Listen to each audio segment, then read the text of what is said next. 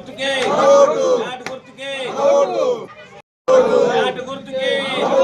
సుహాసిని గారిని గెలిపిద్దాం.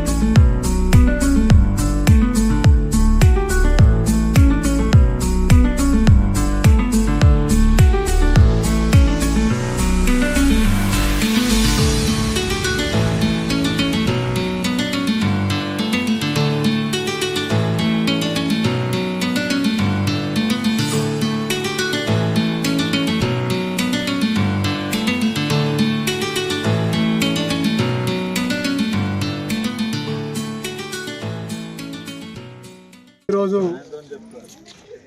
సాటాపూర్ గ్రామం నందు కాంగ్రెస్ పార్టీ అభ్యర్థిగా సుహాసిని నితిన్ గారు క్యాండిడేట్గా మేము బలపరిచాం. కాంగ్రెస్ పార్టీ బలపరిచింది కాబట్టి గత 10 సంవత్సరాల నుంచి కూడా టీఆర్ఎస్ ప్రభుత్వం, టీఆర్ఎస్ సర్పంచ్ ఉండి కూడా ఎలాంటి ఇండ్లు కానీ, రోడ్లు కానీ, డ్రైన్స్ కానీ ఎలాంటి అభివృద్ధి చేయలేదు. కాబట్టి ఇక ముందు దయచేసి ఈ సుహాసిని నితిన్ గారు ఈసారి మా క్యాండిడేట్గా ఉన్నారు.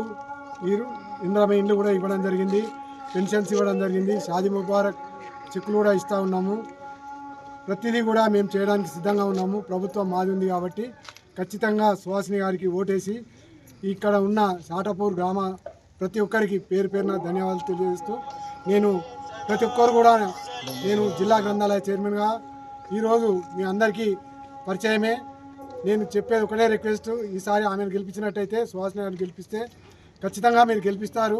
నేను ఏదున్నా సుహాసిని గారిని కాకుండా నా దగ్గరికి వచ్చి మీకు అడిగే హక్కు ఉంది. ఇంతకుముందు కూడా ఏదున్నా నా దగ్గరికి వచ్చారు కాబట్టి ఇక ముందు కూడా నేను ముందుండి మీ అందరికీ పనిచేస్తానని మీ ద్వారా పత్రికా ద్వారా తెలియజేస్తాను.